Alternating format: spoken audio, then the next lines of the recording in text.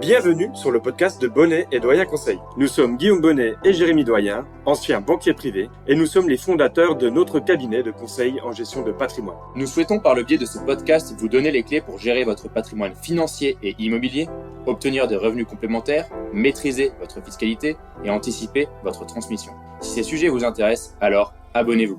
Nous vous souhaitons une très bonne écoute. Et aujourd'hui, avec Guillaume, nous allons essayer de comprendre pourquoi les Français ont peur d'investir sur des actions. Et j'ai envie de dire également que le but de ce podcast est d'appréhender cette peur et donc d'y remédier pour pouvoir investir sur des actions. Donc on va vraiment prendre en compte plusieurs facteurs qui amènent cette peur et ensuite on vous expliquera pourquoi il est intéressant d'investir sur des actions. Et oui, Jérémy, aujourd'hui, le but du podcast, c'est vraiment de montrer à nos auditeurs et aux Français que même s'ils ont peur d'investir parce qu'il y a un risque et si on investit en actions, on peut perdre de l'argent, ne pas profiter de la performance des marchés financiers sur le long terme est encore plus risqué, car si on laisse dormir son épargne sur un compte courant ou même sur des livrets sur le long terme, on va avoir l'inflation qui va grignoter une partie de cette épargne. Donc l'investissement en action, plutôt que d'en avoir peur, il faut essayer de le comprendre et c'est justement le but de ce podcast aujourd'hui. Et Guillaume, essayons de comprendre ensemble d'où vient cette peur. D'où vient la peur d'investir dans les actions ? Eh bien déjà, Jérémy, il y a un premier point qui me semble être un point très français et qui est présent dans l'imaginaire collectif en France. Je pense que c'était le cas pour toi, puisque c'était le cas également pour moi et pour beaucoup des personnes avec qui j'ai pu échanger. C'est que en France, on préfère la pierre, c'est-à-dire que dans les familles, les parents, le premier conseil bien souvent qu'ils vont donner à leurs enfants quand ils sont en âge d'investir, c'est mon fils ou ma fille, achète ton bien immobilier, au moins tu auras un toit au-dessus de la tête. Je suis totalement d'accord avec toi, Guillaume. Je n'ai jamais entendu ma mère me dire d'acheter une action LVMH, par exemple. C'est vrai qu'on m'a toujours répété, depuis que je suis jeune, c'est-à-dire à partir de mes 15 ans jusqu'à mes 25 ans, d'acheter ma résidence principale. Et aujourd'hui, je ne l'ai toujours pas fait. Et ça, c'est quelque chose qu'on voit dans les chiffres, puisque en France, il y a seulement, par exemple, 4,7 millions de PEA, qui sont des plans d'épargne en actions, alors qu'il y a 55 millions de livrets A, qui fait partie des placements préférés des Français. C'est-à-dire qu'en tant que parents, auprès de nos enfants, on ne va pas leur faire ouvrir un PEA, ce qui est possible, il faut le savoir, pour un mineur qui pourrait investir en actions ou acheter des actions LVMH à notre enfant plutôt que d'investir sur le livret A. On va plutôt vraiment préférer la sécurité. Et là, ça va nous permettre de faire le lien vers le deuxième point, parce que de toute manière, en tant que parents, et les Français en général, ce n'est pas une problématique de le dire aujourd'hui, parce que c'est la réalité, on a une méconnaissance au sens large des marchés financiers, et ce qui nous semble inconnu fait forcément un peu plus peur. Tout à fait, la méconnaissance et l'incompétence dans ce domaine qui est la partie financière complique la chose quand on veut investir sur des actions. Je suis tout à fait d'accord avec toi, Guillaume, que dans les écoles et aujourd'hui dans les programmes que l'on enseigne aux enfants, on ne parle jamais d'investissement financier. On parle un tout petit peu d'immobilier et encore on ne développe pas assez le sujet, mais on ne parle pas du tout d'acheter une action ou même de déclarer ses impôts, même si là c'est un autre sujet. Donc aujourd'hui, je pense que cette méconnaissance déjà, elle fait peur, alors que par exemple, l'investissement immobilier, lui, peut rassurer car on le voit devant soi. C'est vraiment de la pierre qui est palpable. Une action, ce n'est pas palpable, en effet. C'est vrai, mais ça, c'est vraiment un point, à mon avis, primordial. C'est que la pierre, il y a vraiment ce côté palpable. On se dit que, quoi qu'il arrive, même s'il y a une crise, au moins, on a ça et on a un toit au-dessus de la tête. Et je pense que ça joue énormément. Et en plus de ça, forcément, les actions, dans l'imaginaire collectif, vu qu'on ne connaît pas très bien ce type d'investissement en France, cette peur d'investir, elle est liée forcément à une peur de perdre. Puisque malheureusement, quand les Français entendent le plus parler de la bourse et des actions, c'est dans les périodes de grande crise et quand on parle de marchés qui seront à moins 20, moins 30%. Je suis tout à fait d'accord avec toi, Guillaume, et avoir peur d'investir, c'est avoir peur de perdre. Tout simplement, les Français ont peur de perdre de l'argent, car oui, tu viens de le dire. Dans les journaux, quand on parle de bourse, c'est qu'il y a un krach financier ou une crise boursière ou une crise immobilière. Et là, Jérémy, comme on l'a dit au tout début du podcast, le fait de ne pas investir, c'est courir un autre risque qui est bien plus important, qui est celui de ne jamais voir son patrimoine, son capital progresser et en tout cas ne pas battre l'inflation sur le long terme.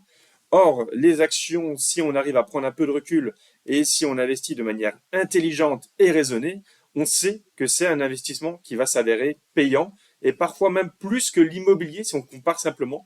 les performances en termes de rendement, sans prendre en compte bien sûr l'effet de levier sur l'immobilier. Un point important, et ça, on peut vous l'affirmer aujourd'hui, le risque que vous encourez à ne pas investir sur des actions et à laisser votre épargne sur des comptes courants ou des livrets, c'est un risque certain, comme quoi vous allez perdre de l'argent sur le long terme. Car oui, l'inflation est dans la plupart des cas plus élevée que le livret A ou que les comptes rémunérés. Donc c'est important de le savoir. Dans tous les cas, si vous êtes aujourd'hui sur votre compte courant ou sur des livrets, vous perdez de l'argent sur le long terme. Donc le risque que vous vouliez éviter, eh ben en fait, vous êtes en train de vous le créer. C'est exactement ça, et ça c'est important de le comprendre au départ, parce que c'est ça qui peut motiver aussi justement à aller sur ces investissements en action. Et ensuite, il faut bien garder en tête que investir en action, ce n'est pas être un trader devant son écran et faire des opérations le matin et le soir. Être investi en action, c'est investir tout simplement dans l'économie réelle. Et c'est pour ça qu'on parle d'investissement et non pas de spéculation de notre côté. Spéculation, c'est un métier. C'est quelqu'un qui a fait des études pour savoir comment investir sur les marchés financiers et faire énormément de mouvements en peu de temps sur des lignes. Nous, on parle d'investissement sur des actions en sélectionnant les sociétés qui nous parlent, qui nous intéressent et qui ont un potentiel de croissance important. Et ça, c'est totalement différent. Et sur le long terme, on le sait, c'est quelque chose qui est payant. Oui, Guillaume, ces deux termes sont souvent associés. On parle souvent d'investissement et de spéculation, et pourtant il faut les dissocier. L'investissement, comme l'a dit Guillaume, c'est investir dans une activité économique et choisir la société dans laquelle on investit. Point important, quand on achète et qu'on vend des titres financiers, on devient donc détenteur d'une action et donc actionnaire. Ça veut dire qu'on peut également participer à la gestion d'une entreprise. Donc quand on achète des actions, on achète une société, on participe à la gestion et on a par la suite des dividendes qui sont distribués par la société quand il y a des bénéfices. Point important, les dividendes ne sont pas forcément tous les ans distribués, ça dépend de la politique de gestion de la société. Et d'ailleurs, Jérémy, si je peux faire une petite aparté, on parle souvent justement du mot actionnaire, c'est-à-dire qu'en France, il y aurait presque une connotation un peu négative sur ce terme-là, parce qu'on a l'impression que ce sont vraiment les patrimoines les plus importants qui peuvent devenir actionnaires. Or, tout à chacun, un jeune de 20 ans, quelqu'un de 30 ans, un jeune actif de 30 ans, ou quand on a 50 ans et qu'on veut préparer sa retraite, tout le monde peut devenir actionnaire, car le prix des actions va dépendre de la société sur laquelle vous allez investir. Mais il est tout à fait possible d'acheter des actions à 10 euros comme des actions à 800 euros. Effectivement, il faut juste savoir sélectionner les bonnes sociétés, mais chaque société peut être intéressante. Donc tout le monde peut être actionnaire, c'est surtout là où je veux en venir, et investir dans l'économie réelle, dans les entreprises que vous utilisez, tout à chacun, chaque jour. Et donc Guillaume, tu viens de me dire que si j'ai 100 euros à investir, je peux devenir actionnaire. Exactement. Et ça, c'est vraiment ce que nous, on veut faire comprendre à nos auditeurs, c'est que on peut tous devenir actionnaires aujourd'hui, et c'est beaucoup plus simple en plus aujourd'hui qu'il y a 20 ans avec les solutions digitales. Donc vous l'avez compris, investir, c'est sélectionner des sociétés. Et donc ces sociétés-là, vous devez y croire sur le long terme. Et puis on en a parlé avec Guillaume des crises financières, des cracks boursiers et donc de la volatilité des marchés financiers. Et en effet, cette volatilité, c'est-à-dire la possibilité de hausse ou de baisse d'une action ou d'un indice boursier, en effet, elle fait peur à la plupart des Français. Quand on voit les cracks boursiers et qu'on en entend parler aux informations, ça donne encore moins envie d'investir dans des sociétés. Et c'est aussi cette volatilité qui peut amener certains Français à prendre du recul par rapport à leurs investissements financiers. Et oui, on le rappelle, en plus dans ce podcast, le but n'est pas de faire du conseil en investissement, ça c'est important aussi de le comprendre. Et on ne dit pas qu'investir en action n'est pas risqué, au contraire. Mais par contre, on va dire que plus on va réussir à prendre du recul et à avoir un horizon d'investissement sur le long terme, plus on pourra être serein face aux variations à court terme. Il est tout à fait possible d'avoir des crises sur les marchés financiers, comme on a eu en début des années 2000 avec la crise Internet, en 2008 avec la crise des subprimes ou même plus récemment avec la crise du Covid. Il est possible d'avoir des performances baissières de moins 15, moins 20, voire moins 30% sur une année. Par contre, si vous regardez depuis l'an 2000 jusqu'à aujourd'hui, les marchés, ils ont connu une croissance qui est plutôt linéaire. Plus on recule, plus la courbe nous semble stable. Et c'est ça qu'on veut mettre en avant. C'est tout simplement la progression de ces entreprises sur lesquelles on peut investir, puisque l'économie en elle-même est dans une croissance constante depuis de très nombreuses années. Et Guillaume, comment toi tu fais pour dormir la nuit si tu sais que c'est une pleine crise boursière et que tes actions sont en train de chuter et c'est la chute libre sur ton portefeuille? Eh bien moi, personnellement, ce qui me permet justement de tenir, c'est que j'ai d'abord réalisé mon projet d'investissement et j'ai calibré un horizon de placement qui est adapté à mes objectifs. C'est-à-dire que je sais que cet argent, je n'en ai pas besoin dans l'immédiat. Donc je n'ai pas à me soucier de manière trop importante de la crise actuelle, car je sais que c'est un investissement sur 10 ans, sur 15 ans. J'ai 27 ans aujourd'hui, je sais que j'ai du temps devant moi pour pouvoir investir, et l'argent que j'investis, c'est celui que je suis prêt à voir bouger avec cette volatilité. L'argent dont j'ai besoin, justement, lui, il est sur des livrets, il est sur des choses qui sont sécurisées et que je peux récupérer à tout moment. Mais l'horizon de placement, c'est vraiment ça qui est très important dans les investissements. Et là, on va pouvoir passer au point suivant aussi, Jérémy, c'est que les Français, s'ils ne sont pas capables de sélectionner les actions eux-mêmes, s'ils ne sont pas capables de faire leur projet seuls, c'est peut-être le moment d'avoir un accompagnement sur cette partie. Bien, tout à fait, Guillaume. Faire confiance à un professionnel pour vous accompagner sur la partie action, cela peut vous permettre d'être rassuré et donc, pour en revenir à la mauvaise nuit que peut passer Guillaume, de passer des meilleures nuits. Car oui, un accompagnement par un professionnel vous permettra de déterminer votre objectif, votre horizon de placement et surtout votre risque que vous souhaitez prendre dans vos investissements.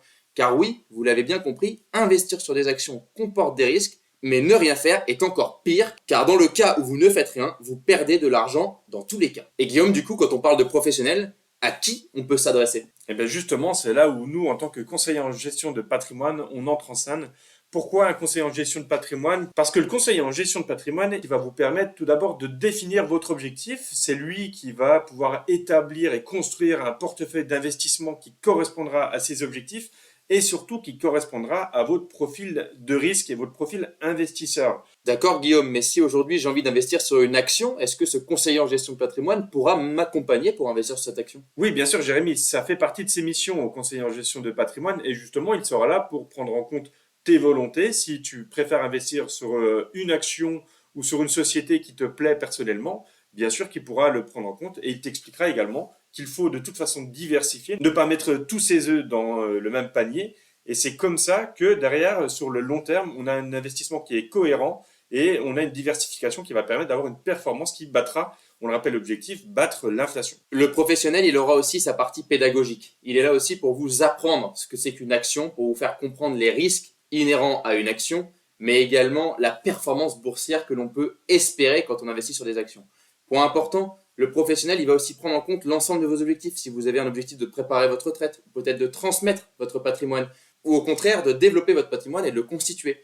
Tous ces objectifs-là, on doit les regrouper, savoir vers quoi on va pour savoir quel portefeuille on va faire et surtout dans quelle enveloppe on va mettre vos actions. Car oui, on pourrait tout à fait choisir d'aller sur un plan d'épargne en action, sur un compte titre, sur une assurance vie, sur un contrat de capitalisation ou sur un plan d'épargne retraite. Toutes ces enveloppes sont à notre disposition et nous devons sélectionner la bonne enveloppe pour le bon objectif et ensuite diversifier les enveloppes est aussi notre métier. Et Guillaume, pour conclure ce podcast, si tu devais rappeler à nos auditeurs pourquoi investir sur des actions, qu'est-ce que tu dirais en premier? Moi, ce que je dirais en premier, ce qui m'apporte le plus quand on parle d'investissement en action, c'est tout d'abord d'investir dans l'économie réelle. Je sais que mon argent, si je l'investis chez une société française, pourquoi pas, c'est quelque chose qui pourrait m'apporter même de la fierté, parce que si je vois que cette entreprise, elle fait des bons résultats, que je la vois sur des enseignes dans la rue, etc., je pourrais me dire que je suis actionnaire d'une société, d'une entreprise qui me correspond, que ce soit aujourd'hui en termes de placement financier, oui, c'est important, mais aussi en termes de valeur. Investir en action, c'est choisir les sociétés qu'on veut pousser dans l'économie réelle. Et c'est aussi ça, je trouve, qui me rajoute ce côté palpable qu'on a avec la pierre. C'est des sociétés qu'on croise tous les jours sur lesquelles on peut investir. Donc ça, c'est un premier point. Derrière, il y a également, bien sûr, la performance sur le long terme des actions. Cette performance qui est apportée d'une part par la croissance du prix de l'action, mais aussi par les dividendes qu'on peut toucher si on sélectionne des sociétés qui distribuent des dividendes. On revient au fait d'être actionnaire. Quand vous le voyez dans la pièce des sociétés distribuer des dividendes, si vous êtes parmi les actionnaires, vous êtes aussi parmi ces personnes qui reçoivent une partie des bénéfices qui ont été générés. Et j'aimerais aussi rappeler que les salariés de ces sociétés, bien souvent, grâce au plan d'épargne d'entreprise, justement, deviennent aussi actionnaires et voient tout l'intérêt pour les personnes qui nous écoutent et qui auraient un plan d'épargne d'entreprise d'avoir cet investissement en action. Et moi, je vais faire un petit rappel au niveau du risque. Quand on investit sur des actions, on prend des risques, mais ne pas investir, c'est pire, comme on l'a dit plusieurs fois dans ce podcast. Point important également, Quand on place de l'épargne sur des actions, c'est de l'épargne dont on n'a pas besoin à court terme. L'épargne de précaution est faite pour être sur des livrets ou des comptes réglementés ou son compte courant. Et pour aller plus loin, vous avez l'épisode 12 de notre podcast qui est ne pas être actionnaire est une erreur. On vous laisse aller l'écouter. N'hésitez pas à nous dire en commentaire sur quelles actions vous investissez. Si vous souhaitez prolonger la discussion, alors vous pouvez directement prendre contact avec nous sur notre site bonnetdoyenconseil.com. C'était Guillaume Bonnet et Jérémy Doyen et nous vous remercions pour votre écoute. À bientôt pour un nouvel épisode.